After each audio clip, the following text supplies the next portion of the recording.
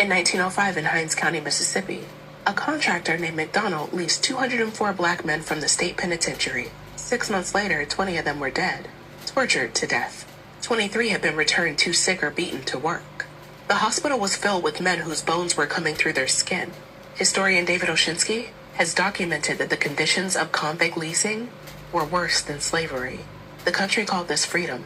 40 years after the 13th Amendment, this country called itself great. A 9-year-old girl in a textile mill in North Carolina.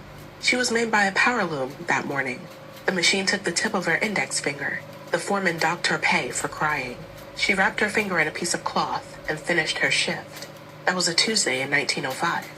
There were 1.75 million children working in American factories that year. The country had decided that that was acceptable. This country called itself great. A woman in Atlanta woke up in 1905 next to a man who had raped and beaten her. She buried 2 of their children as a result of his abuse, and she was pregnant with a 3rd. But the law gave him custody if she left. The law didn't recognize marital rape as a crime in any state in this country. The Comstock Act made it a federal offense to send her any information about contraception. She had no way out. Millions of women in this country had no way out. This country called itself great. That was 1905, and now here's the thing that gets me. The country spent the next 120 years being forced to do better by people who refused to accept it. And almost every fight took longer than it should have. The woman in Atlanta who couldn't legally refuse her husband in 1905. That law didn't change in all 50 states until 1993. The last state to make it a crime in this country was North Carolina. They held out until they were the only one left. The 204 men in Hinds County.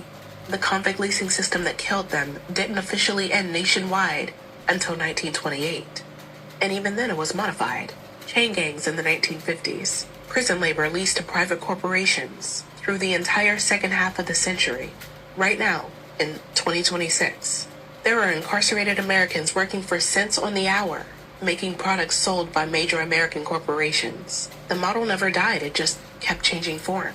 The 9-year-old at the loom. The federal government didn't pass a binding law against child labor that actually held up in court until 1938. My grandma was 11 in 1938. The Fair Labor Standards Act is what it's called. But that happened 33 years after she lost her finger. And in 2024, multiple states started rolling back child labor protections. Iowa, Arkansas, Florida, Wisconsin, letting kids work for longer hours in meatpacking plants, in construction, in jobs the federal government spent 90 years saying that they shouldn't be in. This country also did a lot of things that 100